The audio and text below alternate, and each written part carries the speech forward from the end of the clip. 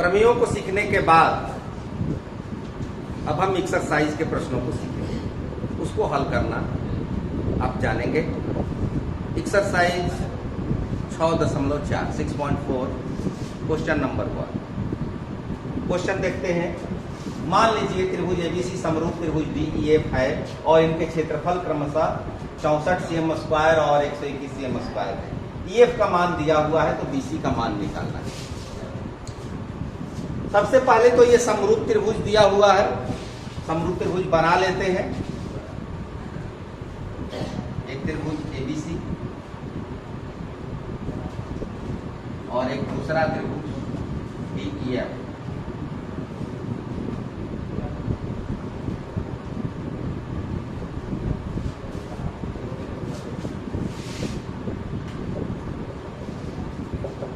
Solution इसका देखें।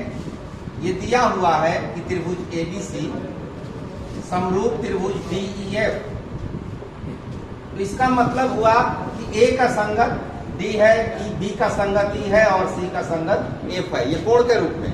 और भुजाओं के रूप में यदि देखें तो इधर फर्स्ट दो लेटर ले ले, एबी की संगत भुजा डी, उसी तरह से बीसी की संगत भुजा ईएफ और एसी की संगत भुजा डीएफ होगी। अभी आपने थ्योरम सीखा है, समरूप त्रिभुजों के क्षेत्रफलों का अनुपात उनकी संगत भुजाओं के अनुपात का वर्ग होता है। तो यहाँ ये त्रिभुज समरूप है तो इनके क्षेत्रफल चूंकि दिए गए हैं इसलिए हम प्रमेय का प्रयोग करें। Area of triangle ABC upon area of triangle DEF. संगत भुजा एबी की डी है, बीसी की ईएफ है। यहां पर ईएफ और बीसी के बारे में ही हमें देखना है तो हम केवल एक ही भुजा खोलेंगे, BC by EF whole square. और इसमें से 3 वैल्यू दिया गया, ये दिया हुआ है 64, ये है 121, ये है 15.4, ये निकालना है।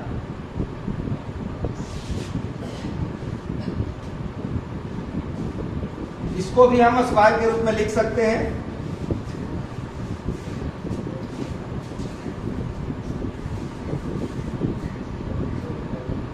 (15.4) अपॉन ईएफ 8/1 होल स्क्वायर 15/4 और ईएफ होल स्क्वायर।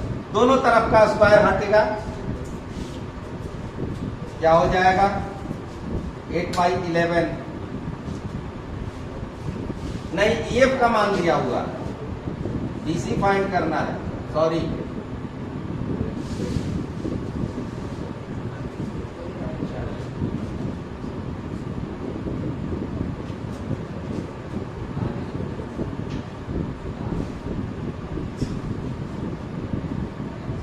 अब क्या होगा, क्रॉस मल्टीप्लीकेशन।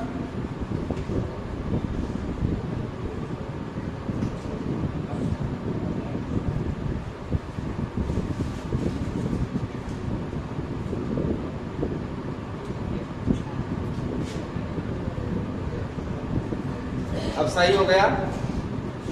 अब क्रॉस मल्टीप्लीकेशन करेंगे।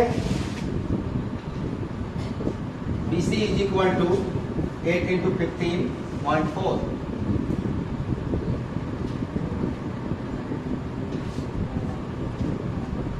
इलेवन से इसको डिवाइड कर दें,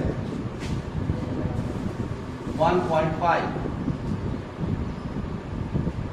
मल्टीप्लीकेशन 12 सेंटीमीटर, आंसर हुआ 12 सेंटीमीटर।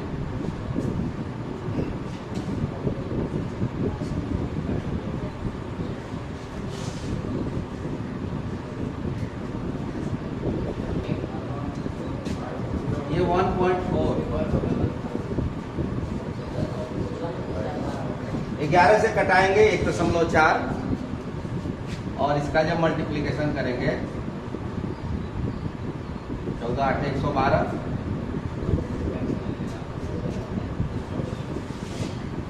कभी कभी ऐसी गलतियां हो जाती हैं। अगर इसको सीधे बनाना चाहें, डायरेक्ट यदि हम इसका आंसर लेना चाहें तो क्या लेंगे, कैसे बनाएंगे, इस पर विचार कर सकते हैं। ये क्षेत्रफल दिया हुआ है, यहां समझ लें, इतना जगह काफी है। क्षेत्रफल का अनुपात दिया हुआ है ये, तो भुजा का अनुपात इसका स्क्वायर रूट होगा, भुजा का अनुपात होगा इसका स्क्वायर रूट, अर्थात इसका वर्गमूल निकाल लेंगे। अब ये पहले त्रिभुज की भुजा निकालनी है, दूसरे त्रिभुज की भुजा दी गई है,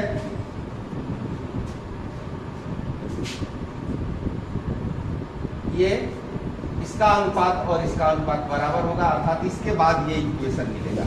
अगर सीधे बनाना चाहें तो इसके बाद ये मिलेगा। बड़ा ही महत्वपूर्ण प्रश्न,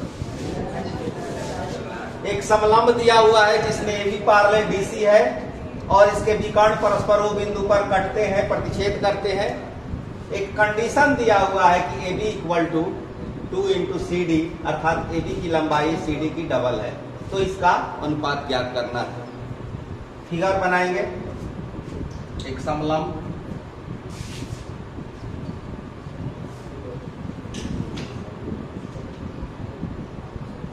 ये है AB और ये CD। AB की लंबाई CD की दुगनी है, इसको यदि हम x मान लें तो ये 2x हो जाएगा, मानने के लिए केवल लिखा गया है। और इसके जो डायगोनल्स हैं, विकर्ण हैं, वो आपस में इंटरसेक्ट करते हैं O पर। तो आप पहले के क्लास में देखे हैं, इस तरह से जो ट्रायंगल बनते हैं ये दोनों सिमिलर होंगे, क्योंकि ये लाइन और ये लाइन पैरेलल है, समानांतर है, और ये तिर्यक रेखा, यह कोण इसके बराबर होगा, यह कोण इसके बराबर होगा, और यह कोण इसके बराबर। तो ये समरूप त्रिभुज होते हैं। इसका सॉल्यूशन, त्रिभुज AOB और त्रिभुज COD में देखा जाए तो यह कोण 1, यह कोण 2, इसको 3 और इसको 4 मान लें। कोण 1 बराबर कोण 3 क्यों होगा, क्योंकि ये लाइन समानांतर है। कोण 2 बराबर कोण 4, एकांतर।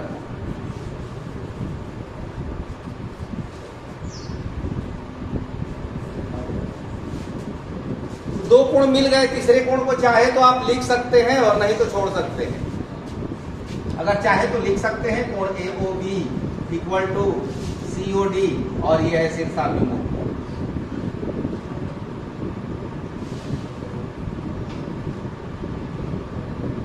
जब तीनों लिखेंगे तो कोण कोण कोण समरूपता लिखेंगे।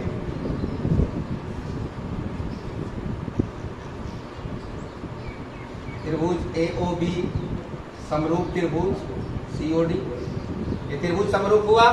जब त्रिभुज समरूप हुआ तो क्या करेंगे, इसकी संगत भुजाओं का अनुपात इनके क्षेत्रफलों के अनुपात का स्क्वायर होगा। एरिया ऑफ AOB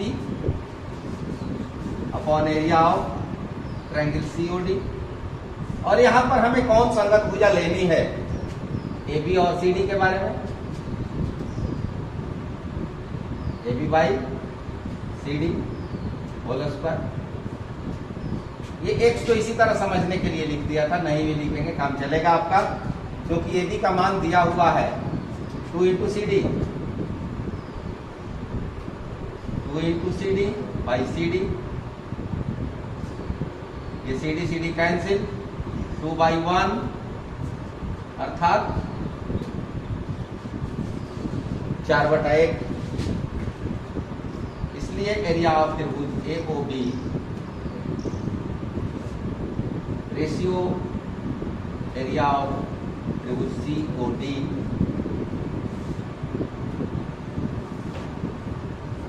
यह आपका सॉल्यूशन हुआ, यदि यह 2 अंक के लिए प्रश्न पूछे तो।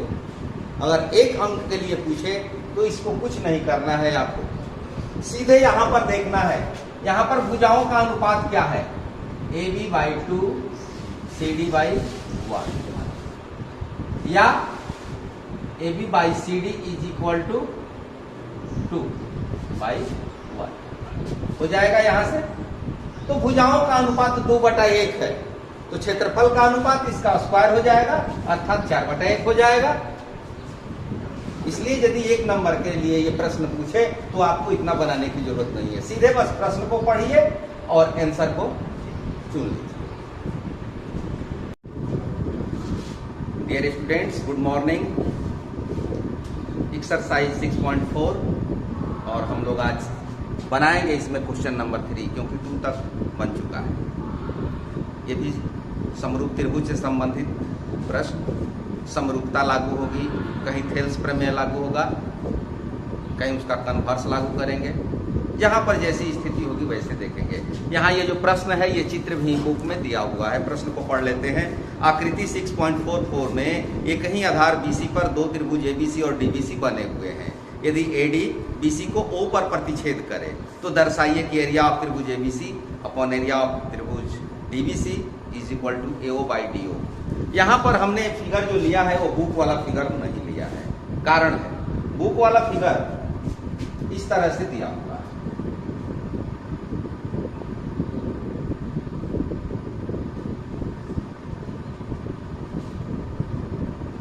और इसी को थोड़ा सा हम रोटेट कर दिए हैं, अर्थात BC को सीधा कर दिए हैं, और ये चला गया है ऊपर, D चला गया है नीचे। आपके दिमाग में हो सकता है कि ABCD बनाना है, लेकिन यहाँ पर ABCD नहीं, ABDC बनाना है। इसलिए इस फिगर को थोड़ा सा हमने रोटेट कर दिया है ताकि समझने में आसानी हो। ठीक है, यहाँ पर ये प्रूफ करना है ट्रायंगल ABC और ट्रायंगल DBC का एरिया साइड AO और DO के रेशियो में है।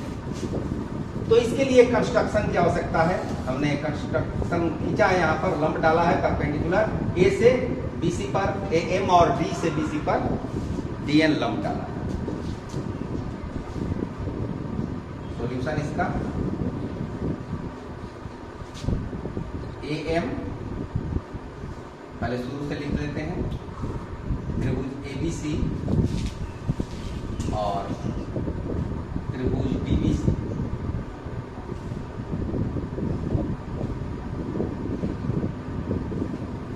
एक ही आधार BC पर स्थित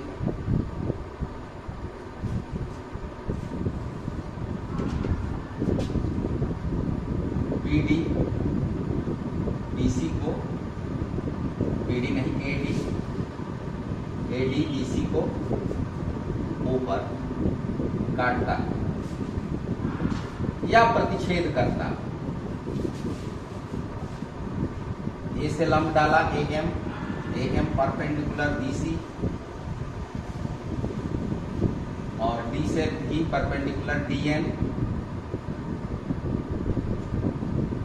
ये जो R आप देख रहे हैं ऊपर, ये परपेंडिकुलर का अंतिम अक्षर लेटर R, ये सिंबल होता है परपेंडिकुलर का। लिख भी सकते हैं, उस R को छोड़ भी सकते हैं। अब इसको हमें लाना है, कैसे लाएंगे, क्योंकि एरिया से रिलेटेड है। तो area of triangle ABC upon area of triangle DBC। Use the formula, त्रिभुज का क्षेत्रफल 1/2, बेस आधार को BC ले, हाइट को ले ले ये AM। इसी तरह से नीचे आधार तो BC और हाइट DN। अब यहां पर हम क्या पाते हैं, ये 1/2 BC और BC तो कैंसिल हो जाएंगे। Area of triangle ABC upon area of triangle DBC = AM/DN। अब ये AM/DN इसी तरह से इसके बराबर हो जाए तो हमारा काम पूरा हो जाए। AM और DN का अनुपात AO और DO के अनुपात के बराबर हो जाए। तो उसके लिए हम क्या करेंगे, इस चित्र पर दृष्टि रखें। AM ये है DNA और AO DO, अर्थात ये दोनों ट्रायंगल यदि सिमिलर हो जाए, समरूप हो जाए, तो हमारा काम आसान हो जाए और पूरा भी हो जाए। तो त्रिभुज AMO और DNO को देखें। त्रिभुज AMO और DNO, इसमें क्या सिमिलरिटी है, क्या समानता है, क्या क्या बराबर है? तो ये 90 डिग्री तो दिखाई दे रहा है, साथ ही साथ ये वर्टिकली अपोजिट एंगल शीर्षाभिमुख कोण बराबर है। इसको लिख दें AMO equal to DNO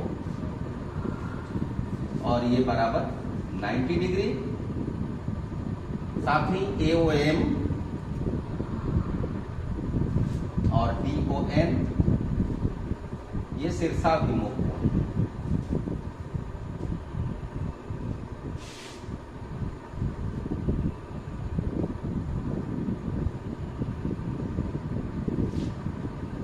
similarity लागू हुई, कौन सी समरूपता?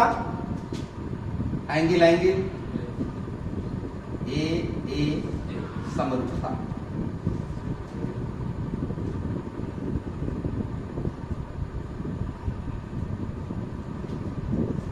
त्रिभुज AMO समरूप त्रिभुज DNO। तब समरूपता लागू हो चुकी है, यहाँ पर संगत भुजाएं समानुपाती होंगी, कोण ये दोनों कोण बराबर है, इनकी सम्मुख भुजा ये है और इसकी सम्मुख भुजा ये है, तो इसका अनुपात AM/DN। अब ये कोण बराबर है, ये कोण बराबर है, तो इसकी सम्मुख भुजा AO और इसकी सम्मुख भुजा DO।